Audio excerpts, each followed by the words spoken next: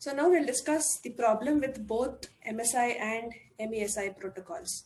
So let us now assume that we have two cores. The first core is in the M state, that is, it is just written to it, and core 2 is in the I state. So we have two cores, one is in the M state and the other is in the I state. And now let us say that the core 2 is trying to do a read from this state. So what happens now is that this core 1, which has the cache block in the M state, has the latest copy, and therefore it needs to provide it to the core 2.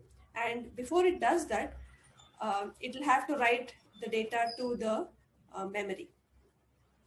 That's because when both of them are now going to change to the shared state, and in the shared state, the dirty bit is 0, and therefore this core has to write to the memory before it actually shares it with core 2. So there is a memory write on every cache to cache transfer. Now similarly, if the other core was in the M state and this core tries to read, the same problem occurs now. You'll have to change it to shared state and write back to memory.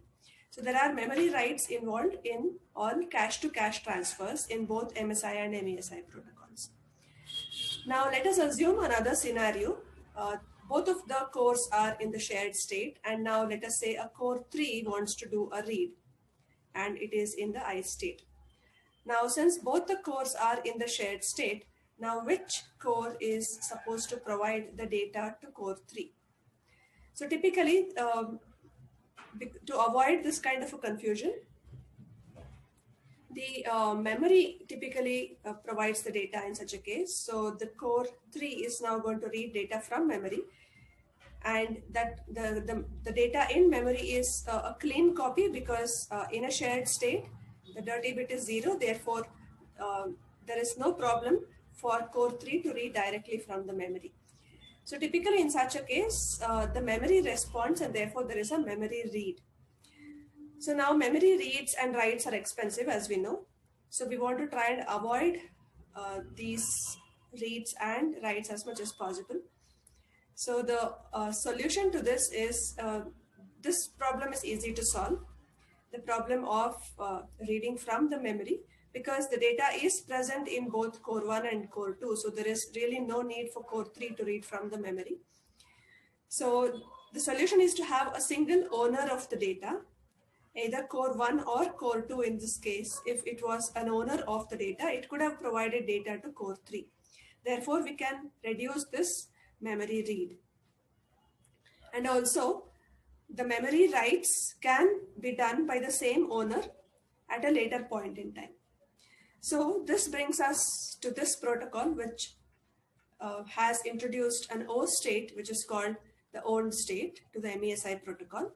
So the rest of the MSI and MESI remains the same, just that the owned state, it actually combines both M and S states. Valid and dirty bit is 1. This actually is nothing but shared state. It is not the only copy, which means that if the block is in the owned state, it means that it is also shared with the other caches. But the difference is that the owner is going to respond to the reads and also writes back to the memory. Now I'll explain this with an example. So now let's say we have the M and the I as before. Processor 1 is in the M state and processor 2 is in the I state, and requests a read of the cache block A. So now this results in a bus read on the bus.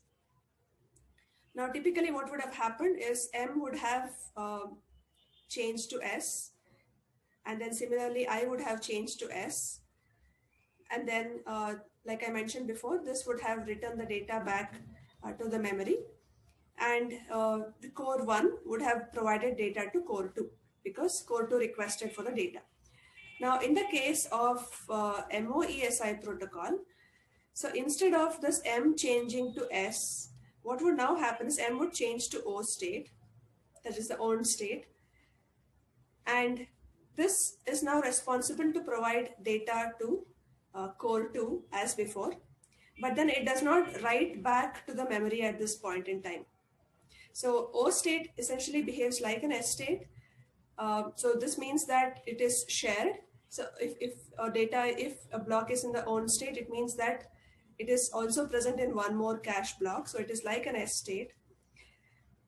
But at this point in time, let's say processor 3 requests for the same data.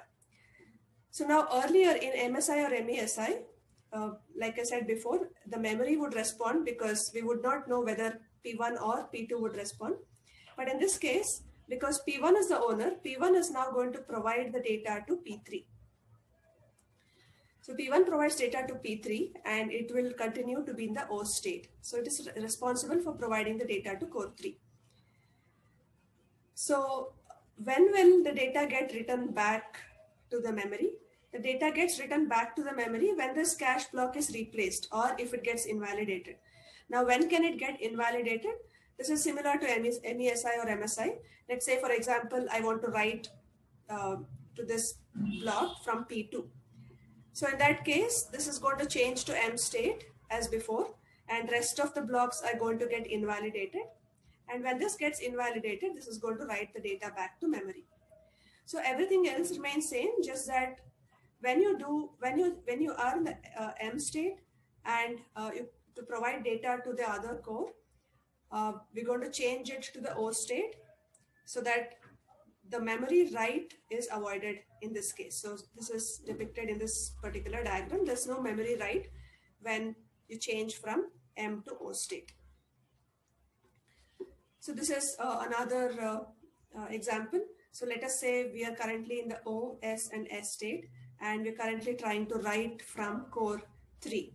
So now you have to work out what happens in the next scenario. So what exactly would be the states of these 3 caches and the cache states in this case.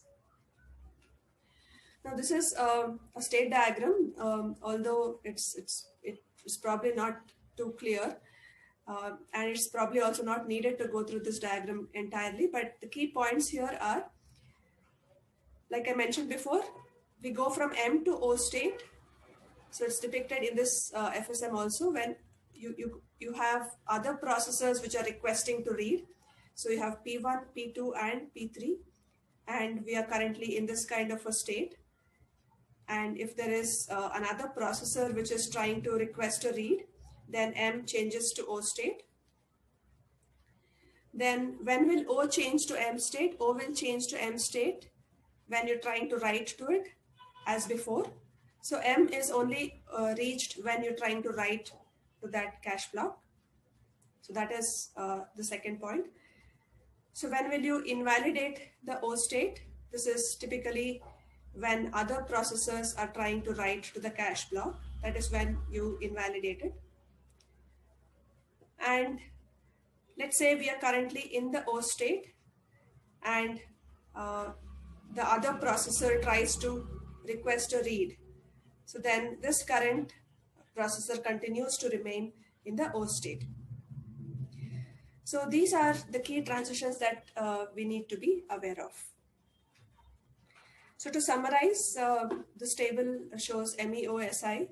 So you can just go through it. M stands for modified. So this is typically reached upon a write. And this gives it exclusive read-write access, and it means that dirty bit is equal to 1. It typically responds with the data and updates the memory. E state is exclusive. It is reached upon by read, and dirty bit is 0 in this case. It says exclusive read-write access. I say write access also because once you are in the E state, you can directly go to the M state if you want to write. Then there is the O state, which means it's actually nothing but the S state, but the dirty bit is equal to 1. And also the O state is responsible for responding with the data and also updating to the memory when it is replaced. The shared state is similar to O state, but it is not responsible either for providing data or for updating memory. And the dirty bit is equal to 0 in the case of a shared state. And I is invalid. So at this point, we should also look at the comparison of all the three protocols. So let's say we have a read from memory A for a particular core, and we are trying to write to the same um, block. So we have read one and then followed by write one to the same block. So now if they are initially in the invalid state, so what would the three protocols look like? And most importantly, what would be the bus transactions in case of this read followed by the write?